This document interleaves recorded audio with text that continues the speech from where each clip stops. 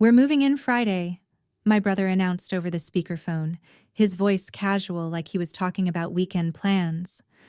Mom already agreed.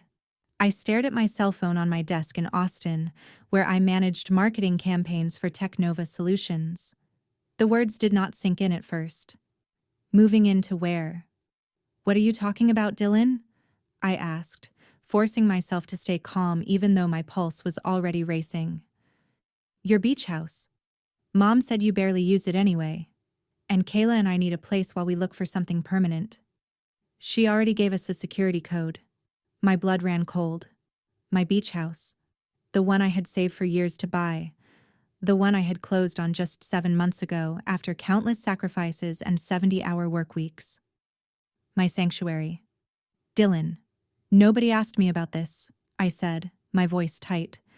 "That house is mine. I own it." He laughed. Actually laughed. "Come on, Sarah. Do not be like that. It is just temporary. Mom said you would understand. Family helps family, right?" I hung up without another word, my hands shaking. I immediately grabbed my laptop and opened the security app for the house. I had installed a comprehensive alarm system 2 months earlier after a series of break-ins in the neighborhood. The motion sensors, cameras, everything was state-of-the-art. My name is Sarah, and at 28, I had worked harder than most people twice my age to get where I was. I started in marketing right out of college, took every extra project, worked until my face hurt from smiling, and saved every penny I could. 5 years ago, I bought my first rental property. Then another, then another. The beach house in Myrtle Beach, South Carolina, was supposed to be mine. Not an investment, not a rental. Mine. My phone buzzed. "Mom. Sarah. Honey. Dylan told me you were upset." She started before I could even say hello. "I do not understand why you are making such a big deal about this. He is your brother. He needs help. He needs to ask me first," I said, my jaw clenched. "It is my house, Mom, not yours to give away." "Do not be selfish," she snapped. And there it was, the tone that had followed me my entire life. "You have so much and Dylan is struggling. His lease is up and they need somewhere to stay. You are hardly ever there anyway." That was not the point. The point was that nobody had asked.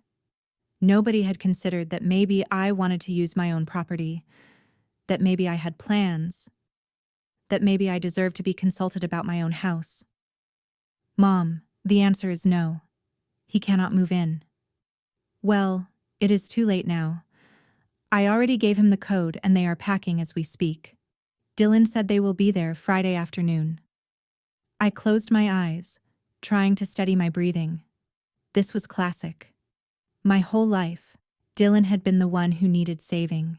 Failed business ventures, credit card debt, job hopping. And every single time Mom swooped in to fix it, usually at my expense. When I was 15, she borrowed the $3,000 I had saved from my part-time job to help Dylan pay off his car loan. He was 20 and had wrecked his credit. I never saw that money again. When I graduated college, she asked me to co-sign an apartment lease for him because his credit was still terrible. I refused, and she did not speak to me for 2 months. "Mom, if Dylan shows up at that house, I am calling the police." "You would not dare," she said, her voice dropping to something cold. "He is your brother, Sarah. Your own flesh and blood. What kind of person threatens their family with police?" "The kind who is tired of being walked over," I said, and hung up.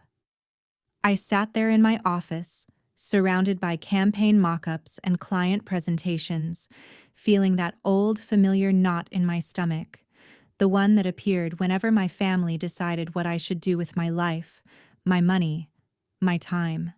But something felt different this time. Maybe it was the fact that I had actually achieved something significant. Maybe it was the exhaustion of always being the responsible one, the one expected to sacrifice. Maybe it was just that I had finally reached my limit. I opened my security app again and changed all the access codes. Then I enabled the trespassing alert protocol. If anyone tried to enter without authorization, the system would automatically record video, sound an alarm, and send alerts to both my phone and the local police department. My phone buzzed again. This time it was Dylan. "What the hell, Sarah? The code does not work." "That is because I changed it." "Why would you do that?" "We are already on the road. We have a U-Haul full of our stuff." "Then you should turn around." "I never gave you permission to move into my house," Mom said. "Mom does not own the house, Dylan." "I do. And I am telling you no." There was a long pause. When he spoke again, his voice had an edge to it. "You are being ridiculous. We are coming anyway. We will figure it out when we get there." The call ended. I stared at my phone screen, my heart pounding. They were coming anyway. Of course they were. Because in my family, my boundaries had never mattered. My wants had never mattered. I was just supposed to be grateful to help, to give, to accommodate. I pulled up the security footage from the house, checking that everything was functioning properly. The cameras covered every entrance, the motion sensors were active, the police alert was set. Part of me hoped they would see reason, that Dylan would call back and apologize, that Mom would realize she had overstepped. But I knew better. My coworker Laura knocked on my office door. "Hey, you okay? You look stressed." I managed a weak smile. "Family stuff." "Ah," she said knowingly. "Say no more. Coffee, please." As she left, I looked back at my computer screen. The security system dashboard glowed with green indicators. Everything was armed and ready. I had worked too hard, sacrificed too much to let anyone, even family, just take what was mine. But there was something in my gut, a whisper of warning that this was going to get worse before it got better. The rest of Wednesday crawled by. I could not focus on work, could not stop checking my phone every 5 minutes. Dylan did not call again. Neither did Mom. The silence felt ominous, like the calm before something terrible. By Thursday morning, I still had not heard anything. I tried calling Dylan, but he did not answer. Same with Mom. They were freezing me out, probably hoping I would cave under the pressure of being the bad guy. It was an old tactic, one they had used successfully for years. When I was 22, fresh out of college and barely making ends meet, Mom had called me crying. Dylan had gotten fired from another job and could not make rent. Could I help just this once? I had given her $800 I desperately needed for my own bills. I ate ramen for 6 weeks and picked up extra freelance work to make up the difference. Dylan never thanked me. He never even acknowledged it had happened.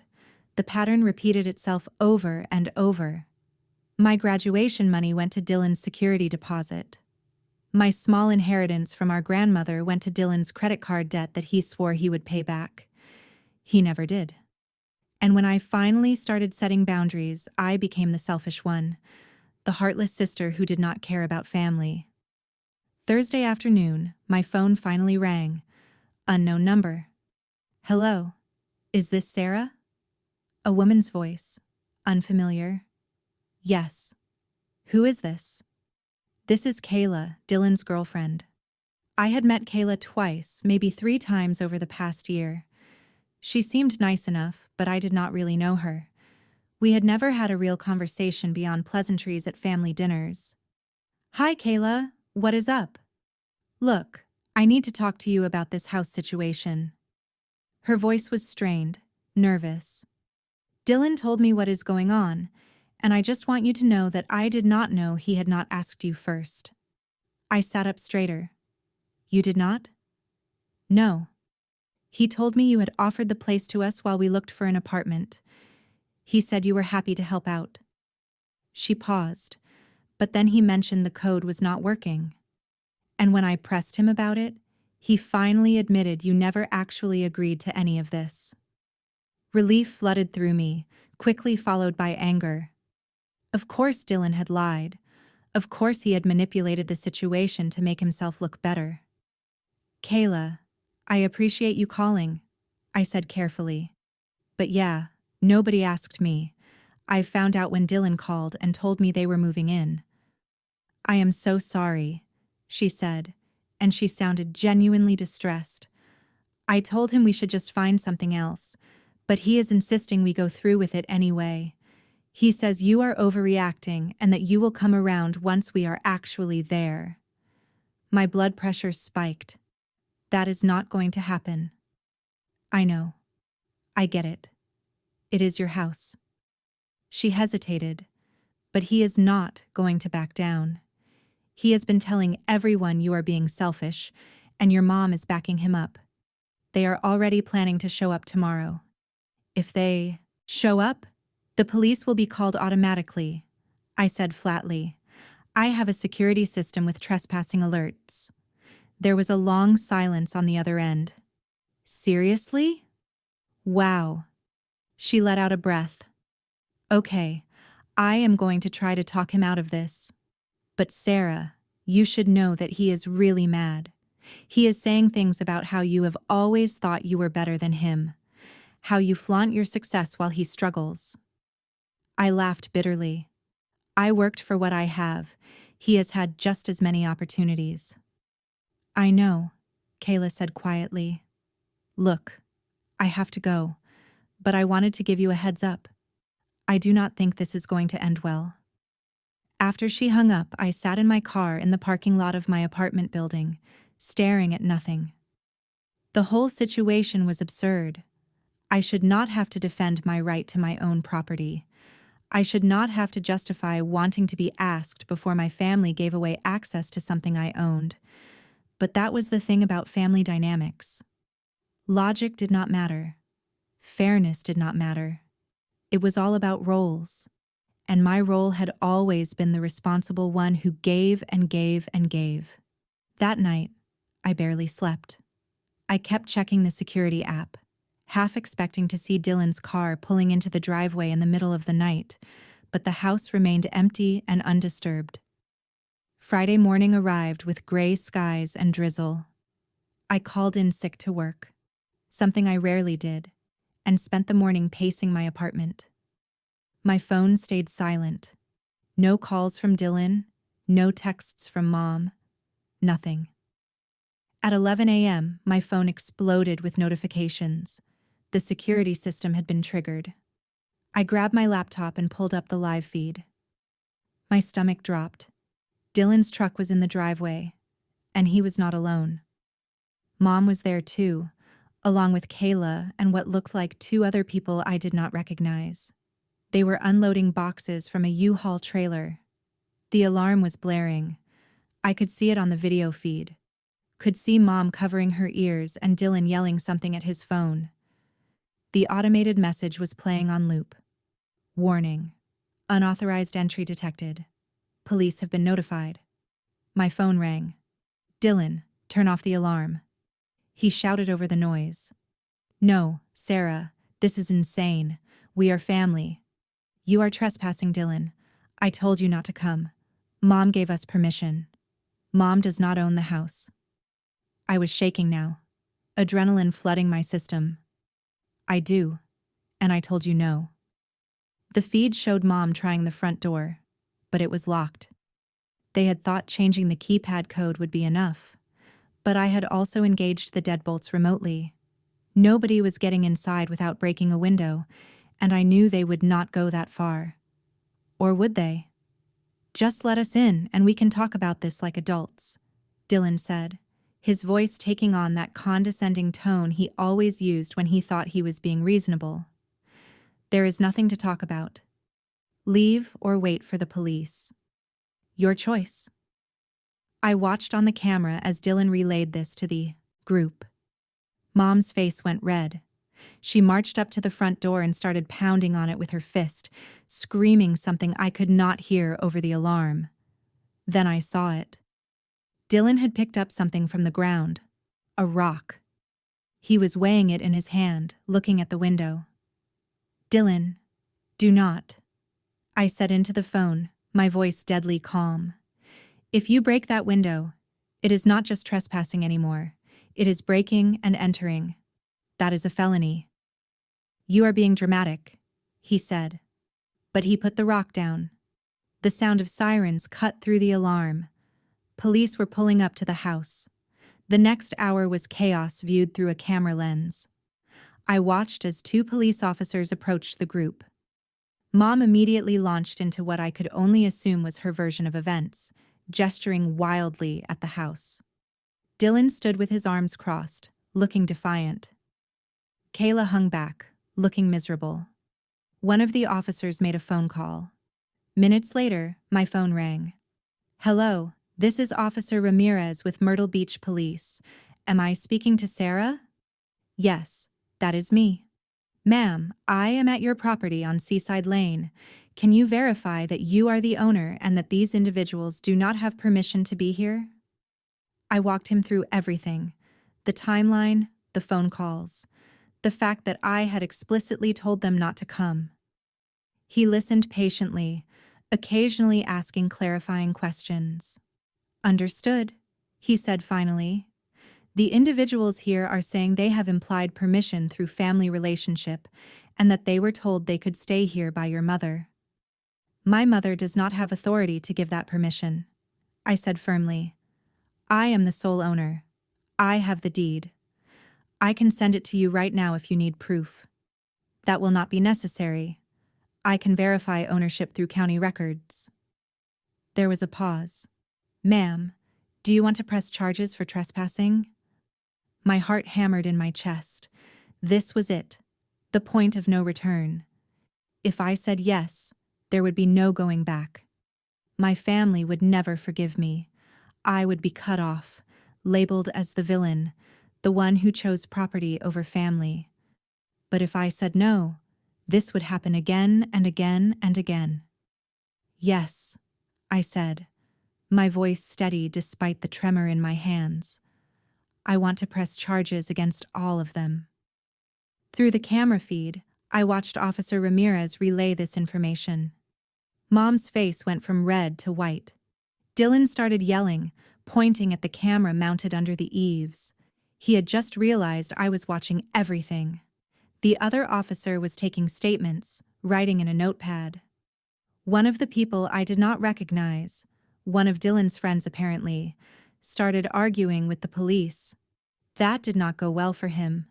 Within minutes, he was being asked to leave the property or face his own citation. Mom walked up to the camera and stared directly into it. Sarah, she said, her voice carrying clearly through the audio.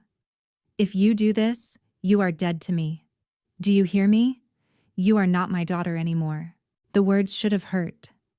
Maybe a part of me wanted them to hurt, but instead I just felt tired. So incredibly tired of this cycle.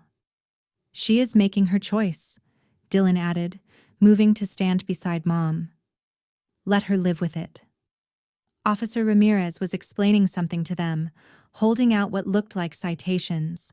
I could not hear the details, but I could see the fury on Dylan's face as he snatched the paper. Mom refused to take hers at first, crossing her arms like a petulant child. Eventually, the officer just handed it to Dylan to give to her. The whole group started loading everything back into the U-Haul. It took almost an hour. I watched every minute of it, making sure they did not damage anything out of spite. They did not. They just worked in angry silence, occasionally shooting looks at the camera. When they finally drove away, the property looked exactly as it had before they arrived. Except now there were police reports, official records, evidence of what had happened. My phone rang immediately. Unknown number. I debated answering, but curiosity won. You actually did it. It was Kayla, her voice hollow. You actually pressed charges against your own family. They committed a crime, I said quietly. I gave them every chance to turn around. Dylan is saying he is going to sue you, that you have plenty of room and you are just being vindictive. He can try. Property law is pretty clear. Your mom is hysterical. She is saying you have broken her heart, that she cannot believe she raised someone so cold. Each word was designed to make me feel guilty, to make me question myself. And it was working at least a little. My chest felt tight. My throat burned with unshed tears. Kayla, why are you calling me? I asked. Because I wanted you to know what you have done to them.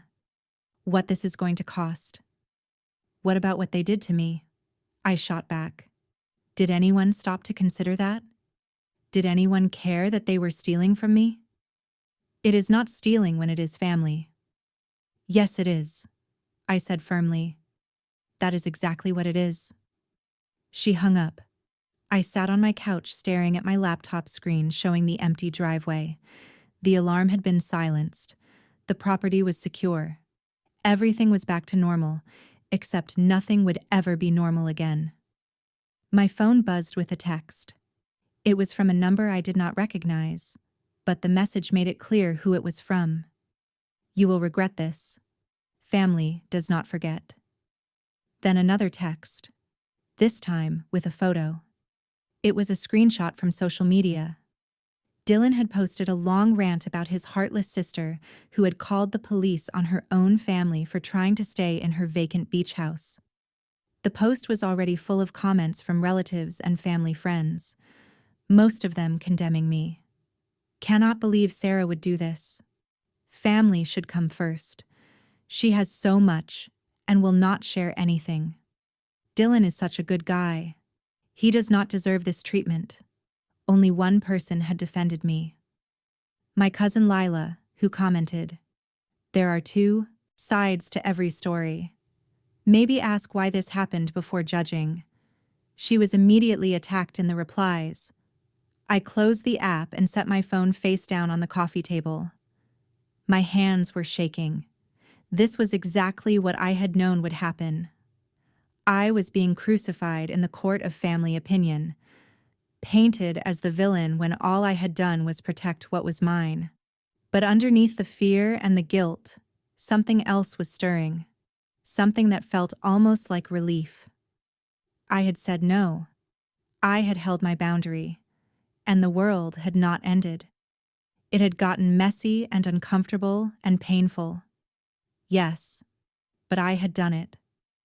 I pulled up my security app one more time, checking that everything was locked down tight. Then I enabled the vacation mode, which would send me alerts for any activity at all, even animals passing through the yard, because I knew this was not over. Dylan was not the type to let things go. And Mom. She would see this as a betrayal that needed to be punished, but I had something they did not. I had documentation, security footage, police reports, property deeds with my name on them and nobody else's. And I had finally found the courage to stop setting myself on fire to keep them warm. Whatever came next, I would face it, because for the first time in my life, I had chosen myself, even if it cost me everything. The weekend passed in a blur of anxiety and anger. I kept my phone on silent, but I could not stop myself from checking it compulsively. The messages piled up. Aunts and uncles I had not heard from in years suddenly had opinions about my character.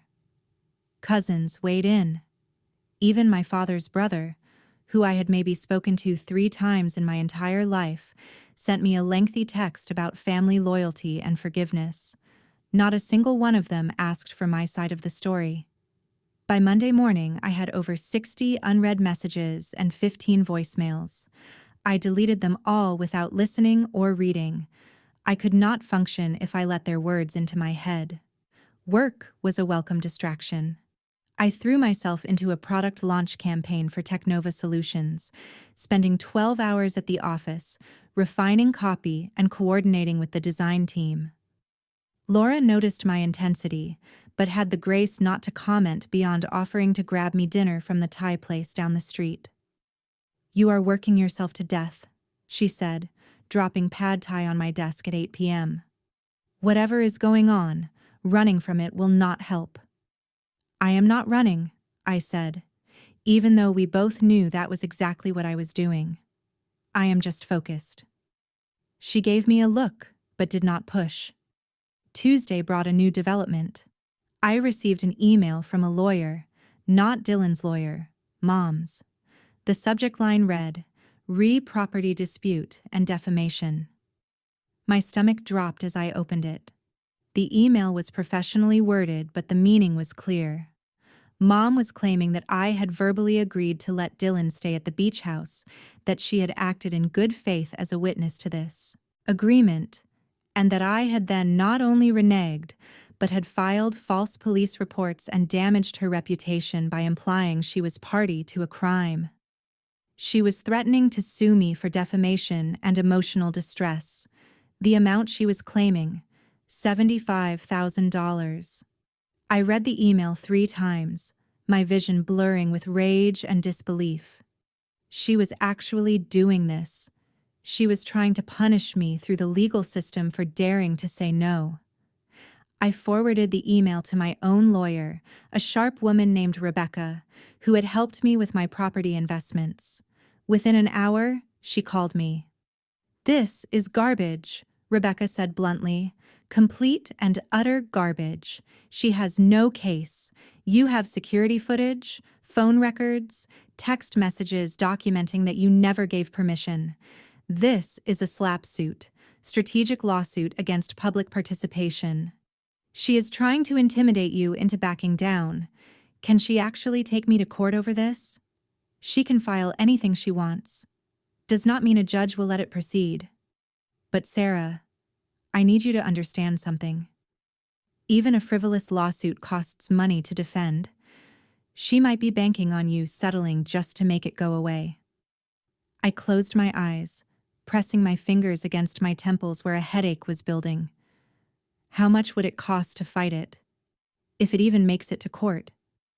Could be anywhere from $10,000 to $30,000 in legal fees, depending on how aggressive she wants to be. The number hit me like a punch. $30,000 to defend myself against a baseless lawsuit filed by my own mother. "Send her a response," I said quietly. "Make it clear we have documentation, that her claims are false, and that if she proceeds, we will countersue for legal fees and harassment." "You sure that is escalating?" "She escalated the moment she filed this. I am just defending myself." After I hung up, I sat in my office with the door closed, fighting back tears. This was supposed to be over. They were supposed to accept the boundary and move on, but instead, they were doubling down, trying to force me into compliance through fear and financial pressure. My phone buzzed. "Dylan, you got Mom sued now too? Do you have any idea what lawyer fees cost?" I stared at the text, fury building in my chest. The audacity. The absolute audacity of acting like I was the aggressor when they had literally tried to steal my house. I typed out a response. "I did not get anyone sued. Mom filed a frivolous lawsuit against me. Tell her to drop it, or my lawyer will make this very expensive for her." His response came seconds later. "You are pathetic. Threatening your own mother." I blocked his number. Then I blocked Mom's number. Then I went through and blocked every family member who had sent me a hateful message over the past few days. By the time I was done, my contact list looked decimated. Laura knocked on my office door. "Hey, there is someone here to see you. Says she is your cousin." My heart sank. "Lila?" "Yeah, that is her." "Should I tell her you are busy?" I considered it. Lila had been the only one to defend me online, but that did not mean I wanted to rehash everything in person. Still, she had driven all the way to Austin from wherever she lived now. I owed her at least a conversation. "No, it is fine. Send her in." Lila looked different than I remembered. She had cut her hair short and dyed it a vibrant red. She wore a leather jacket over a vintage band t-shirt and had an air of confidence that I did not recall from our childhood. "Hey, Sarah," she said, her voice gentle. I hope it is okay that I showed up unannounced. I tried calling, but it went straight to voicemail. I have been blocking people, I admitted. Sorry, come in. Sit down. She closed the door behind her and settled into the chair across from my desk. For a moment, we just looked at each other. You are getting crucified in the family group chat, she said finally. It is brutal. They are talking about you like you are some kind of monster. I know. Do you want to know what they are saying? Not particularly. She nodded slowly. That is probably wise, but I wanted you to know that I do not believe their version of things. I know Dylan. I know your mom, and I know how they operate. Something in my chest loosened slightly. Thank you. Dylan did the same thing to me 3 years ago. Lila continued. Not with a house, but with my car. He borrowed it for just a day and kept it for 6 weeks. Racked up 3 parking tickets and returned it with the tank empty and a dent in the bumper. When I asked him to pay for the damage, he told everyone I was being unreasonable and that he could not believe I would prioritize money over family. I stared at her. I did not know that. Nobody does, because I did not press the issue. I just fixed the car myself and stopped lending him anything. But I have regretted that ever since. I should have stood up to him. To all of them. She leaned forward. You did the right thing, Sarah. I know it does not feel like it right now, but you did. Tears pricked at my eyes. I blinked them back. Mom is suing me. Did you know that? Lila's eyes widened. What? For what? Defamation. Emotional distress. Complete nonsense according to my lawyer. But it is still going to cost money to fight. Of course it is. Lila shook her head in disgust. That is exactly the kind of petty, vindictive move she would make. She cannot control you, so she is trying to punish you. It is working, I said quietly. I feel like the worst person in the world. That is what they want. They want you to feel so guilty that you cave and apologize and go back to being their doormat. She reached across the desk and squeezed my hand. Do not give them that satisfaction. We talked for another hour. Lila filled me in on other family dynamics I had not known about. Dylan borrowing money from our grandmother before she died and never paying it back. Mom guilt-tripping our uncle into giving her his old car for Dylan when he turned 16. The way they had systematically isolated anyone who did not fall in line with their version of events. By the time she left, I felt less alone. But I also felt something else. Anger. Not the hot, immediate anger from Friday. This was something colder, more calculating. They wanted to play hardball. Fine. I could play hardball. That evening, I sat down at my kitchen table with my laptop and started documenting everything.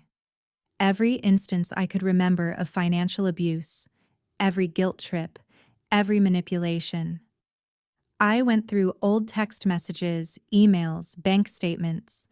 I compiled it all into a detailed timeline that stretched back almost 10 years. The picture it painted was damning. Over the past decade, I had given my family over $42,000, not loans, gifts. Because Dylan needed help, because Mom was stressed about bills, because they were family, and family helped each other. In that same time frame, Dylan had borrowed my car and returned it damaged 3 times.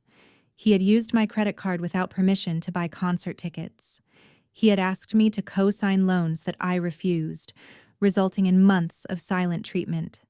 And Mom had consistently taken Dylan's side in every conflict. When I expressed frustration about always being the one asked to help, she told me I was being selfish. When I set boundaries about money, she said I was being greedy. When I finally bought my beach house, she made comments about how I was showing off my success while Dylan struggled. I had normalized all of it, convinced myself that this was just how families worked, that my resentment was petty, and that I should be grateful I had the means to help. Looking at it all laid out in black and white, I realized something crucial. This was not love. This was exploitation. My phone rang. Unknown number. I let it go to voicemail. 5 minutes later, it rang again. Same number. I blocked it. Then my work phone rang. How had they gotten that number? I answered. Hello, Sarah. It is your Aunt Margaret. Please do not hang up. I should have hung up. Instead, I said, What do you want? I want to talk to you about what is happening with your mother and Dylan. Honey, I know you are upset, but this has gone too far. Your mother is beside herself. She is taking medication for her blood pressure because of the stress. Then maybe she should not have filed a fake lawsuit against me. She is just trying to protect Dylan. He is really struggling right now, Sarah. He and Kayla broke up over this whole thing. She said she could not be with someone whose family was so dysfunctional. Good for Kayla, I thought, but did not say. That is not my problem, I said instead. Dylan made his choices. But your family, you are supposed to forgive. You are supposed to help each other through hard times. I am done helping people who only take and never give back. I am done setting myself on fire to keep other people warm. And I am especially done being guilted for having boundaries. There was a long pause. When Aunt Margaret spoke again, her voice was colder. Your mother was right about you. You have changed. You have become hard, cruel even. If protecting myself makes me cruel, then I guess I am cruel. You are going to regret this, she said. When you are old and alone because you pushed everyone away, you are going to wish you had been kinder to the people who loved you. The people who loved me would not have tried to steal from me, I said, and hung up. My hands were shaking. I grabbed a glass of water and drank it down, trying to calm the adrenaline surge. The manipulation was so obvious when you knew what to look for. The guilt, the threats of loneliness, the reframing of abuse as love. But I was not falling for it anymore. Wednesday morning, I received an email from Rebecca. Mom had responded to our letter with an even more aggressive stance, now claiming I owed Dylan compensation for the emotional trauma of being arrested. They were upping their lawsuit amount to $100,000.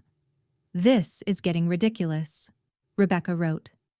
I recommend we file a motion to dismiss and a countersuit for harassment and legal fees, but I need you to be sure you want to go down this road. It is going to get ugly. I wrote back, do it. All of it. That afternoon, I got a call from Myrtle Beach Police.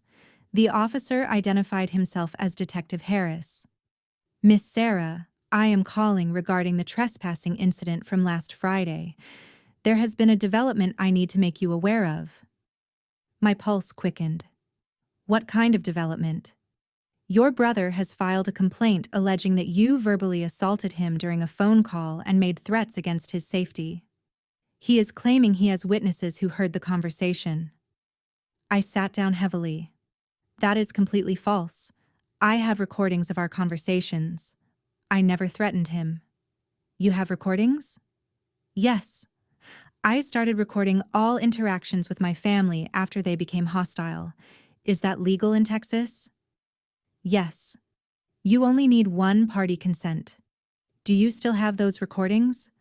Every single one. I am going to need you to send those to me. Your brother is trying to build a case that you are the aggressor and that he and your mother are the victims. These recordings could be crucial. I sent him everything.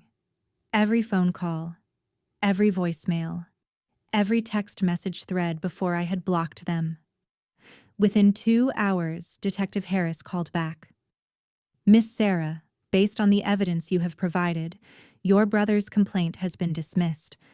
In fact, the recordings show multiple instances of harassment and intimidation from both your brother and mother. Would you like to file additional charges? I thought about it. The smart thing would be to pile on to make them face consequences for their behavior. But I was exhausted. I just wanted it to end. Not at this time, I said, but I want it documented that they made false claims against me. Already done. And Miss Sarah, you might want to consider a restraining order. This pattern of behavior suggests escalation. After the call ended, I sat in my office staring at nothing. A restraining order against my own mother and brother. It seemed impossible, like something from someone else's life, not mine. But maybe that was the point. Maybe my life had been impossible for a long time, and I just had not wanted to see it. My work phone rang. Laura's extension. Sarah, there is someone from corporate here. They want to talk to you in the conference room. My stomach dropped. Corporate? We were a small regional office. Corporate never came here. I walked to the conference room on shaky legs. Inside was a man in an expensive suit I did not recognize. And Nicole, our regional director. Sarah, please sit down, Nicole said, her face carefully neutral. The man introduced himself as Edward from Human Resources. Miss Sarah, we have received some concerning communications regarding your conduct, specifically allegations that you have been misusing company resources and engaging in harassment of family members during work hours. My blood ran cold. What? From who? The complaints were anonymous, but they included specific details about phone calls made from your work line and claims that you have been using company time to pursue personal legal matters. That is not true, I said, my voice steady despite the panic clawing at my throat. I have made maybe 3 personal calls from my work phone in the past 6 months, all during my lunch break. And I have never used company time for personal issues beyond checking my email. Edward and Nicole exchanged a glance. Can you prove that? Edward asked. Yes. You can check my phone records. You can review my computer logs. I have nothing to hide. Nicole spoke up. Sarah, we are not accusing you of anything. We are just following up on the complaints as required by policy. But I have to ask, is there some kind of family situation we should be aware of? I made a split-second decision. Tell them everything or try to minimize it. I chose honesty. I told them about the beach house, about the trespassing, about the lawsuit, and the escalating harassment. I showed them the recordings, the emails, the text messages. I laid it all out. When I finished, Nicole looked furious. Not at me, at the situation. This is harassment, she said flatly. They are trying to sabotage your career because you set a boundary. Edward, this complaint needs to be documented as malicious and false. Edward nodded slowly. I will make a note in your file that the allegations were investigated and found to be baseless. And Miss Sarah, if you receive any further workplace harassment from these individuals, document it immediately and report it to HR. This could constitute grounds for legal action on your part. After they left, I sat alone in the conference room, my head in my hands. They were trying to get me fired. My own family was actively trying to destroy my career. How had it come to this? The answer came Thursday evening in the form of a Facebook message from someone I did not know. The profile picture showed a middle-aged woman with kind eyes. Hi, Sarah. My name is Evelyn. I am Dylan's ex-girlfriend from about 5 years ago. I saw the posts about what is happening with your family and I felt like you needed to know something. Your brother did the exact same thing to me that he tried to do to you. He moved into my apartment without asking, claimed I had given permission, and when I tried to make him leave, your mother threatened to sue me for breaking her son's heart. I ended up letting him stay for 3 months just to avoid the legal hassle. He never paid a dime of rent and stole jewelry from me when he finally left. I filed a police report, but he claimed they were gifts, and I could not prove otherwise. I am so sorry you are going through this, but please know that you are not crazy and you are not alone. Dylan has a pattern and your mother enables it. Stay strong. I stared at the message for a long time. Then I replied, Thank you for telling me this. Would you be willing to talk on the phone? She responded immediately. Absolutely. Here is my number. I called her right then. Evelyn answered on the second ring. I am so glad you reached out, she said. I have been carrying guilt about what happened with Dylan for years. I should have stood up to him. I should have pressed charges. But I was scared and exhausted, and I just wanted him gone. I understand that feeling, I said quietly. But you did not back down.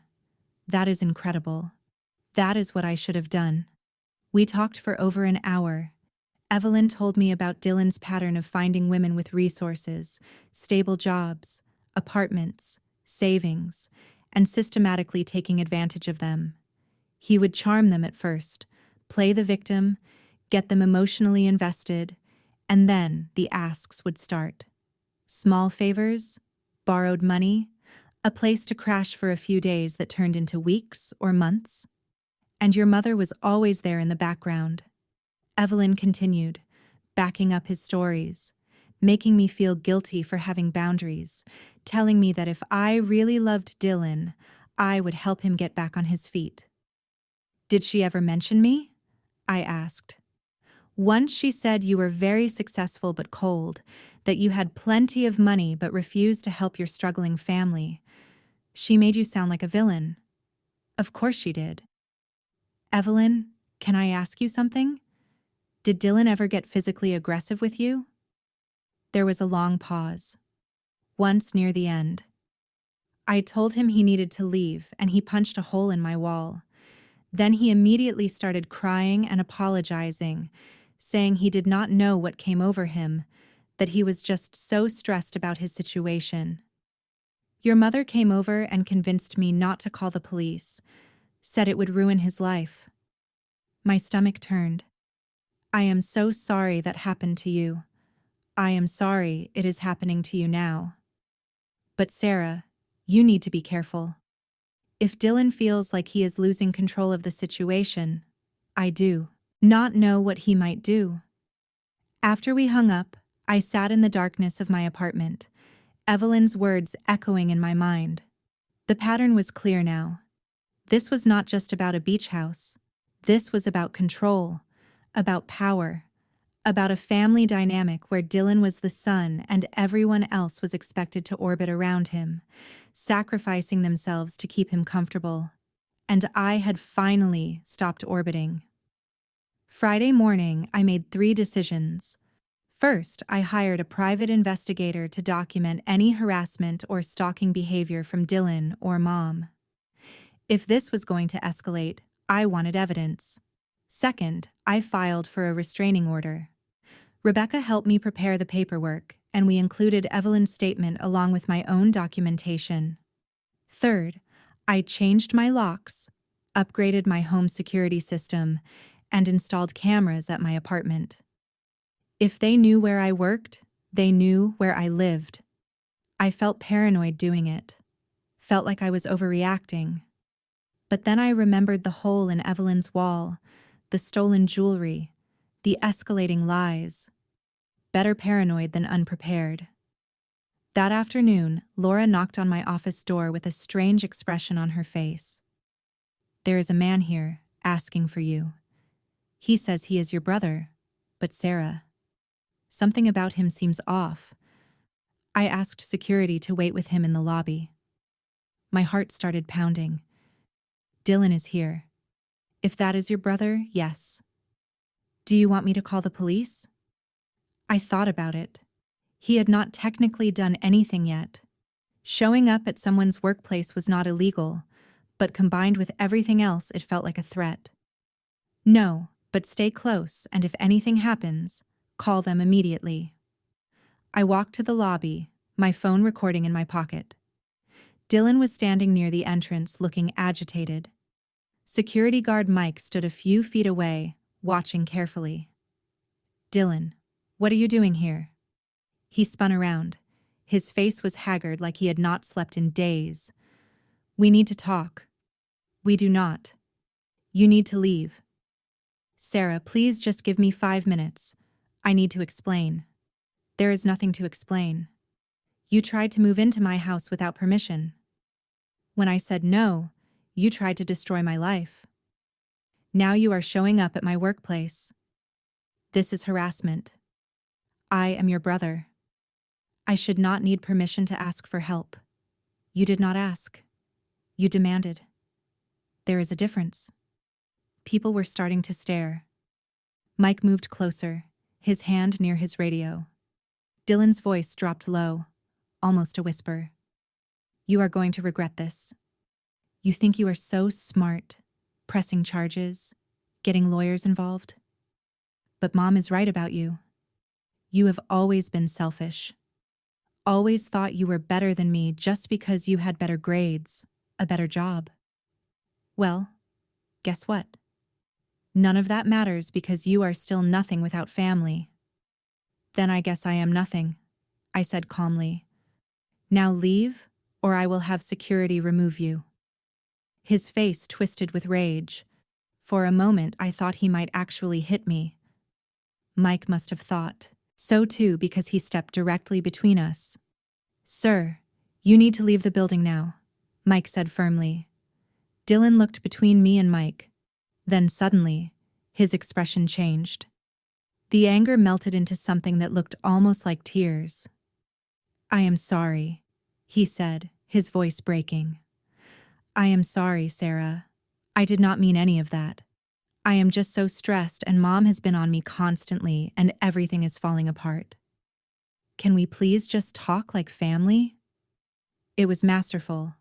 The sudden shift from threat to vulnerability, the tears, the plea for understanding.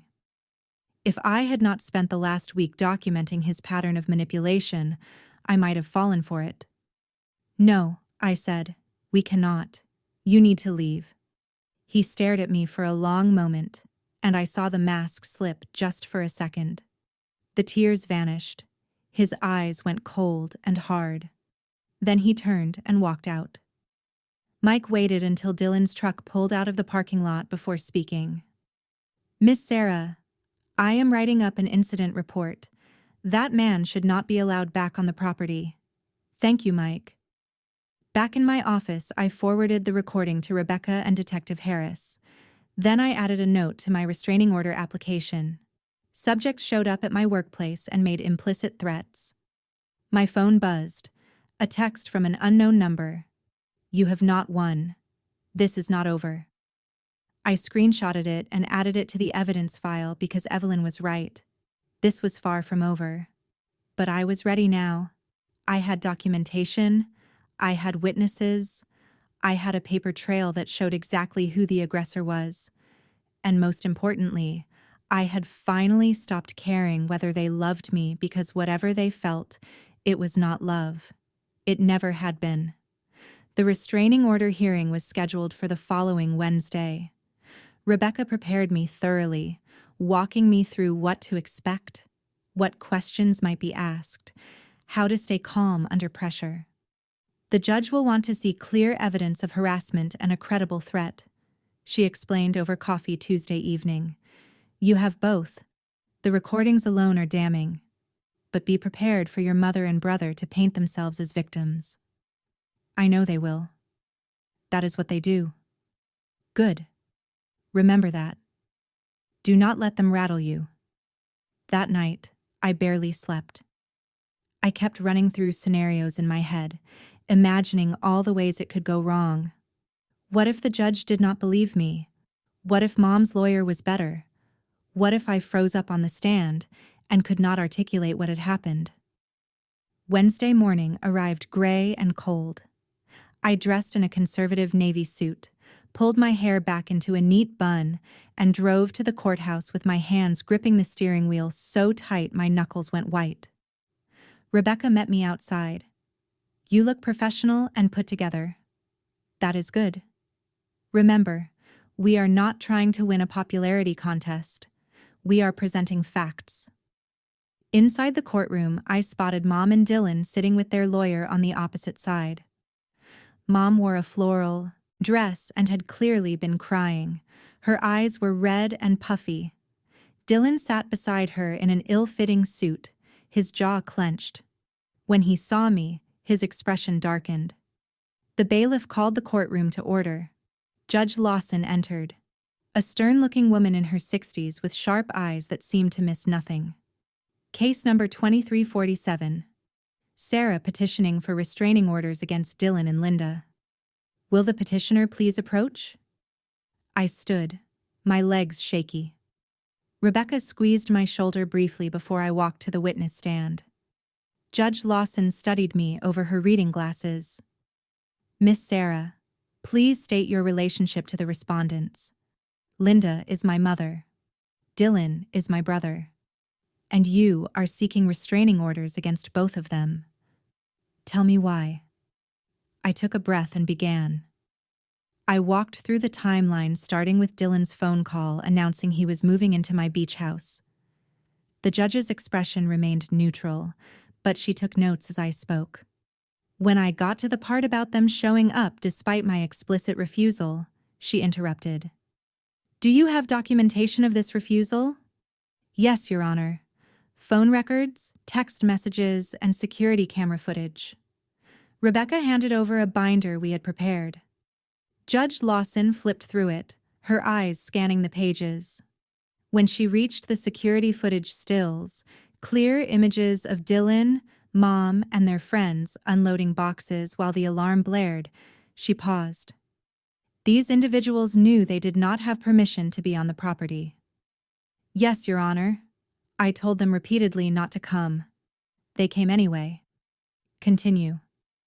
I detailed the harassment that followed, the threatening messages, the fake complaints to my employer, Dylan showing up at my workplace, the escalating lawsuit demands. With each revelation, I provided documentation, screenshots, recordings, witness statements. When I mentioned Evelyn and her similar experience with Dylan, Mom's lawyer objected. Your Honor, this is hearsay about unrelated incidents that have no bearing on the current case. Judge Lawson looked unimpressed. I will allow it. Pattern of behavior is relevant in determining credibility and threat level. Continue, Miss Sarah. I finished by describing Dylan's appearance at my office, the veiled threats, the way his demeanor had shifted from rage to false tears and back again. I played the recording. The courtroom was silent as Dylan's voice echoed through the speakers. You are going to regret this. You are still nothing without family. When it ended, Judge Lawson set down her pen. Thank you, Miss Sarah. Please remain available. I would like to hear from the respondents now. Mom's lawyer called her to the stand first. She walked up slowly, dabbing at her eyes with a tissue. Mrs. Linda, can you tell the court your version of these events? Mom's voice was soft, trembling. Your Honor, I do not understand how we got here. All I did was try to help my son. Dylan needed a place to stay, and Sarah had this beautiful house sitting empty. I thought I was doing the right thing, helping family. Did your daughter give you permission to grant access to her property? Well, not in so many words, but I thought it was understood. Family helps family. I raised her to believe that. Did she ever explicitly tell you not to allow anyone to stay there? Mom hesitated. She was upset when Dylan first mentioned it, but I thought she would come around. She always does when she calms down. That is not what I asked. Did she tell you no? Another pause. She said she wanted to think about it. Rebecca stood. Your Honor, we have recordings that directly contradict this testimony. The petitioner stated clearly multiple times that permission was denied. Judge Lawson nodded. I have reviewed those recordings. Mrs. Linda, I am going to ask you directly. Did your daughter say the words no, or you cannot move in, or anything similar? Mom's face flushed. She might have said something like that, but she did not mean it. She was just being dramatic. So, she did refuse permission, and you chose to disregard that refusal. I was trying to keep the peace in our family. Dylan needed help, and Sarah was not being reasonable. Whether her response was reasonable is not for you to determine, Mrs. Linda. The property is legally hers. You had no authority to grant access. Judge Lawson made a note. Let us move on to the lawsuit you filed against your daughter. Can you explain the basis of that claim? She humiliated us. She called the police on her own family like we were criminals. She damaged my reputation in the community. People are talking, judging me. Because you attempted to access property without permission and were cited for trespassing. It was not like that. That is exactly what the police report states. Judge Lawson's tone was sharp now. Mrs. Linda, the consequences you are experiencing are the direct result of your own actions. That is not defamation. Mom started crying harder. Her lawyer looked uncomfortable. Your Honor, my client is clearly distressed by this situation. The family relationship has been damaged by her own choices. Judge Lawson interrupted. Next witness. Dylan took the stand, looking sullen. His lawyer attempted to paint him as a struggling young man just trying to get back on his feet, unfairly persecuted by his successful sister. Judge Lawson was not buying it. Mr. Dylan, you showed up at your sister's workplace after she had made it clear she wanted no contact. Correct. I just wanted to talk to her about what? About fixing our relationship by telling her she is nothing without family? By making statements that could reasonably be interpreted as threats? I was upset. I did not mean it like that. How did you mean it? Dylan fumbled for an answer. I just meant family is important. She should not throw it away. She did not throw anything away, Mr. Dylan. She set a boundary. And you and your mother violated it repeatedly. Then when she enforced that boundary, you retaliated with harassment and intimidation. Judge Lawson shuffled her papers. I have seen enough. My heart was pounding as everyone returned to their seats. Judge Lawson took a moment to review her notes before speaking. I am granting the restraining orders, she said flatly. Both Dylan and Linda are prohibited from contacting Sarah directly or indirectly, coming within 500 feet of her residence or workplace, or making any posts on social media that reference her. These orders will remain in effect for 2 years, at which point they can be reviewed for extension. Mom gasped. Dylan's face went red. Furthermore, Judge Lawson continued, I am dismissing the defamation lawsuit filed by Linda as frivolous and without merit. Miss Sarah, you may file for recovery of legal fees if you choose. We will, Your Honor, Rebecca said. One more thing. Judge Lawson looked directly at Dylan. The recording played today contains what could be interpreted as threatening language. I am referring this matter to the District Attorney's Office for review of potential charges. Do you understand? Dylan's lawyer stood quickly. Your Honor, my client's statements were made in emotional distress. That is for the DA to determine. This hearing is concluded. The gavel came down. As I walked out of the courtroom, my legs felt like jelly. Rebecca was talking, saying something about this being a complete victory, but I could not quite process it. 2 years. 2 years of court-mandated distance from my family. 2 years of peace. It felt surreal. Behind me, I could hear Mom's voice rising. This is wrong. She is my daughter. You cannot do this. Her lawyer was trying to calm her down. Dylan was silent, but I could feel his eyes boring into my back. I did not turn around. Outside the courthouse, Rebecca pulled me aside. That went better than I could have hoped. Judge Lawson saw right through their manipulation, and the fact that she is referring Dylan's threats to the DA, that is significant. What does that mean? It means he could face criminal charges for harassment or intimidation. It is up to the prosecutor now, but with the evidence we have, I would say there is a strong case. I nodded numbly. Part of me felt vindicated, validated, but another part felt hollow. This was my mother, my brother, and I had just gotten a court order to keep them away from me. Sarah. Rebecca touched my arm. You okay? I do not know.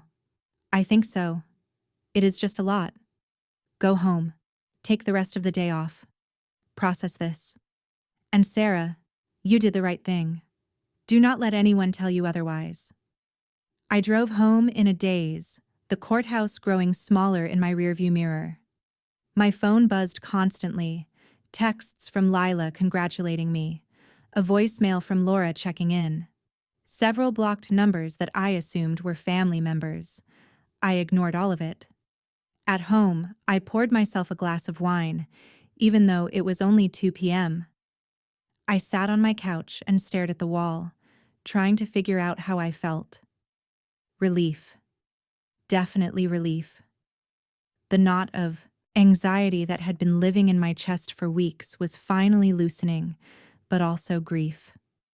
I was grieving the family I had wanted, the one I had spent my whole life hoping would someday see me as valuable. That family did not exist. Maybe it never had. My phone rang. Unknown number. I let it go to voicemail. A minute later, the notification appeared. I almost deleted it without listening, but something made me press play. Sarah, it is Kayla.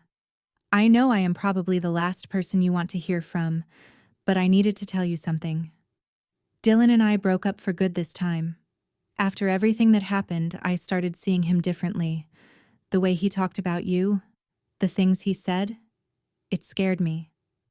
I realized that if I stayed, eventually I would be in your position. So, I left.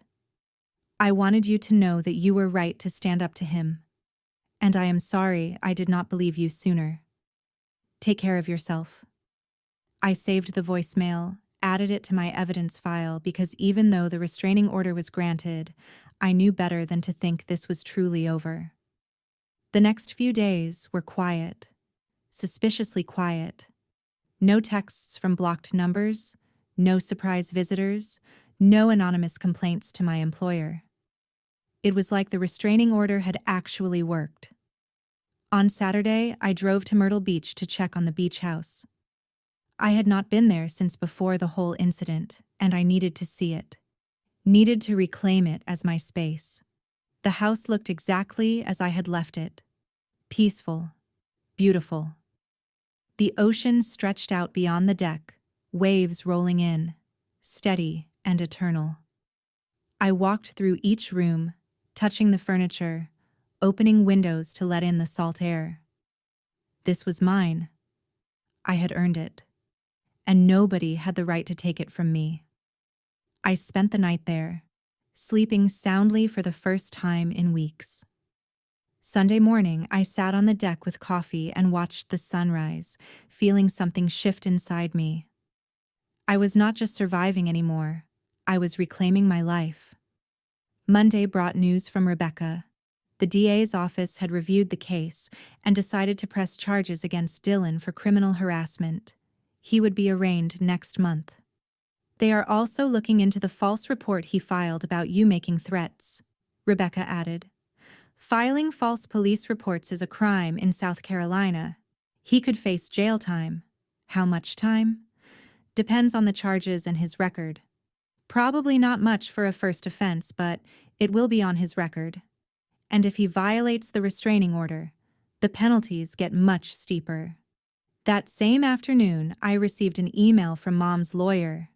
They were dropping the defamation lawsuit entirely and offering to pay my legal fees to date, approximately $12,000. They are trying to avoid the countersuit, Rebecca explained when I called her. If we push forward, they could end up owing significantly more. It is a smart move on their part. Should I accept? That is up to you. We could push for more, but it would mean more court appearances, more time invested. Personally, I would take the money and walk away. You have already won everything that matters. I thought about it for maybe 10 seconds. Take it.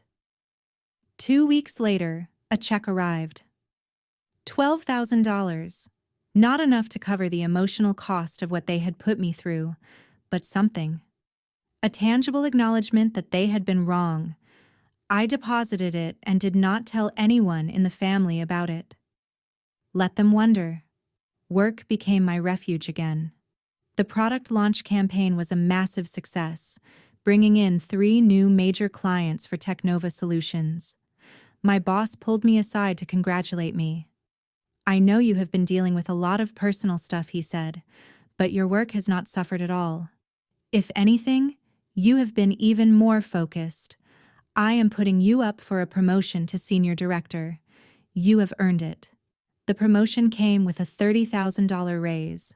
I celebrated with Laura and a few other coworkers at a nice steakhouse, letting myself enjoy the moment without guilt. For the first time in my life, I was not waiting for the other shoe to drop. 3 months after the restraining order was granted, I received a call from Detective Harris. "Miss Sarah, I wanted to update you on Dylan's case. He pleaded guilty to criminal harassment and filing a false police report. He has been sentenced to 6 months probation, a $1,000 fine, and mandatory anger management counseling. That is it. For a first offense, it is fairly standard. But here is the important part. Any violation of his probation or the restraining order will result in immediate jail time. The judge made it very clear that she is watching him." What about my mom? She was not charged criminally since she was not the primary aggressor, but the restraining order stands and any violation from her will be prosecuted. After we hung up, I sat with the information. 6 months probation felt light for everything he had done, but it was something. And more importantly, he now had a criminal record. If he tried to pull this pattern with someone else, they would be able to find it. I thought about Evelyn and wondered if I should reach out to her with the news. Instead, I wrote everything up in a detailed post on a survivors forum for people dealing with family abuse. I changed the names and some identifying details, but I laid out the whole story: the beach house, the harassment, the legal battle, the outcome. The responses came flooding in. "Thank you for sharing this. I am dealing with something similar with my sister and needed to hear that standing up to family is possible. You are so brave. This gives me hope. I wish I had done what you did. Instead, I gave in. And now I am still being manipulated 5 years later." Reading those messages, I realized that my story mattered. Not because it was unique. Unfortunately, it was not. But because it showed that you could survive setting boundaries with toxic family. You could come out the other side intact. Around that same time, I started seeing a therapist. Dr. Elena specialized in family trauma and narcissistic abuse. She helped me understand the dynamics that had shaped my entire life, helped me see how I had been conditioned to prioritize everyone's needs but my own. "You have been trained to equate boundaries with cruelty," she explained during one session. "That is not an accident. It is a control mechanism. As long as you felt guilty for having needs, they could keep taking from you. So, how do I stop feeling guilty? You practice. Every time that guilt comes up, you examine it. Ask yourself, is this real guilt because I have done something wrong, or is it conditioned guilt because I am not performing the role they assigned me?" It helped. Slowly, gradually, the guilt started to loosen its grip. 6 months after the restraining order was granted, I got a message from Lila. She was getting married and wanted me at the wedding. Small ceremony, just close friends and family who actually matter, which means you are invited and Dylan is not. Mom is losing her mind about it, but I do not care. This is my day, and I want you there. I went to the wedding. It was beautiful and small, held in a garden with about 30 people. I met Lila's fiancé, a warm and funny woman named Riley, who clearly adored her. I also met other cousins who had distanced themselves from the toxic parts of the family over the years. There are more of us than you would think. one cousin told me over champagne. People who got tired of the drama and just quietly walked away. You are the first one who actually fought back legally, though. That took guts. At the reception, Lila pulled me aside. Thank you for coming. It means everything to me. Thank you for inviting me. You know, Mom tried to get me to uninvite you. Said it would ruin her day to be at an event you were attending. What did you tell her? That she was not invited either. Lila grinned. Best decision I ever made. This day has been perfect. Looking around at the celebration, at people who genuinely cared about each other without strings attached, I felt something I had not felt in a long time. Hope for what family could be when it was healthy. A year after the courthouse showdown, I received a letter. Not from Mom or Dylan. They were still under the restraining order. This one was from my Aunt Margaret, the one who had called me cruel. The letter was handwritten, several pages long. In it, she apologized. She explained that she had always known Mom and Dylan's behavior was problematic, but she had been scared to speak up, scared of becoming their next target. Watching what they had done to me and watching me survive it had given her the courage to set her own boundaries. She had recently cut contact with them herself, after they tried to manipulate her into taking sides against me. You were right. She wrote about all of it. And I am sorry I did not see it sooner. I am sorry I tried to make you feel guilty for protecting yourself. You deserved better from all of us. I cried reading that letter. Not from sadness, but from validation, from the recognition that I was not crazy, that my perception of reality had been accurate all along. I wrote back. We started talking occasionally, rebuilding slowly, carefully, with clear boundaries on both sides. 18 months post-restraining order, I sold the beach house, not because I had to, but because I wanted to. It had served its purpose, proving I could achieve something significant on my own. But keeping it felt like holding on to a symbol rather than enjoying an asset. I used the profit to buy a small cabin in the mountains outside Austin. Somewhere quiet, somewhere I could breathe, somewhere that had never been contaminated by family drama. The cabin became my sanctuary. I spent weekends there, hiking and reading and learning to be comfortable with silence. I started painting, something I had not done since high school. I adopted a rescue dog, a sweet mixed breed named Bailey, who followed me everywhere. I built a life that was mine and mine alone. Rebecca checked in occasionally, always professional, but with an undercurrent of friendship. How are you doing? Staying safe. I am doing really well, actually. Good. You deserve it. You fought hard for your peace. The restraining order was set to expire after 2 years, but both Mom and Dylan petitioned to have it lifted early. Judge Lawson denied their request both times, noting that they had shown no genuine remorse or understanding of their behavior. The respondents continue to frame themselves as victims, she wrote in her denial. Until they demonstrate actual accountability, the protective order will remain in full effect. I did not attend those hearings. I did not need to. Rebecca handled everything, and the decisions spoke for themselves. Dylan struggled after his conviction. The criminal record made it harder for him to find decent jobs. He bounced around between low-paying positions, none of them lasting more than a few months. According to Lila, who still had some contact with extended family members, he blamed me for ruining his life. He never once acknowledged that his own choices had consequences. Mom fared slightly better professionally, but suffered socially. Word had spread through their community about what had happened, and many people quietly distanced themselves from her. Her church group became smaller. Friends stopped calling. She became increasingly isolated, unable to understand why her version of events that she was just trying to help her struggling son did not resonate with others. Aunt Margaret told me that Mom had tried to reconcile with her, but the conversation had devolved into Mom insisting she had done nothing wrong and that I was still the problem. Margaret had walked away and had not spoken to her since. Both Dylan and Mom remained locked in their victim narratives, convinced that the world was unfair and that they had been persecuted for trying to help family.